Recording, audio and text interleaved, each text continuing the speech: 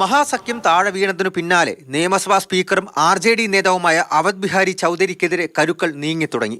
BJP നേതാക്കളായ നന്ദ്കിഷോർ യാദവും തർക്കിഷോർ യാദവും മുൻ മുഖ്യമന്ത്രി ജിതിൻ റാം മാഞ്ചിയും ഉൾപ്പെടെയുള്ളവരാണ് സ്പീക്കർക്കെതിരെ അവിശ്വാസ പ്രമേയ നോട്ടീസ് നിയമസഭാ സെക്രട്ടറിക്ക് നൽകിയത്.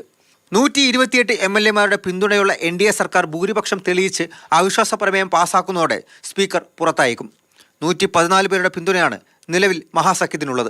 എന്നാൽ പിന്തുണ ഉറപ്പാക്കാൻ RJDക്കും കോൺഗ്രസിനും ഇടതു പാർട്ടികൾക്കും ഒരുപക്ഷെ കൂടുതൽ സമയം എടുത്തേക്കും. ബന്ധപ്പെടാൻ സാധിക്കാത്ത കോൺഗ്രസിന്റെ 9 MLA-മാരുടെ ഉൾപ്പെടെ കാര്യത്തിൽ ബീഹാറിൽ ഇപ്പോഴും അനിശ്ചിതത്വം തുടരുന്നുണ്ട്. അതേസമയം പുതിയ മന്ത്രിസഭയുടെ ആദ്യ യോഗം അല്പനേരം മുൻപ് പട്നയിൽ നടന്നു.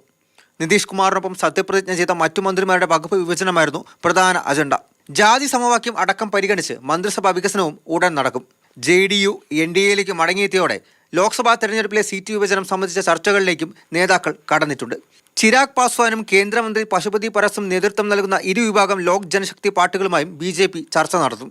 ഹിന്ദുസ്ഥാൻ ആവാം മോർച്ച നേതാവ് ജിതിൻ റാം മാഞ്ചിയുമായും മുൻ കേന്ദ്രമന്ത്രി ഉപേന്ദ്ര കുശ്വാഹുമായും BJP ആശയവിനിമയം നടത്തുന്നുണ്ട്. മാതൃഭൂമി ന്യൂസ്, ഡൽഹി.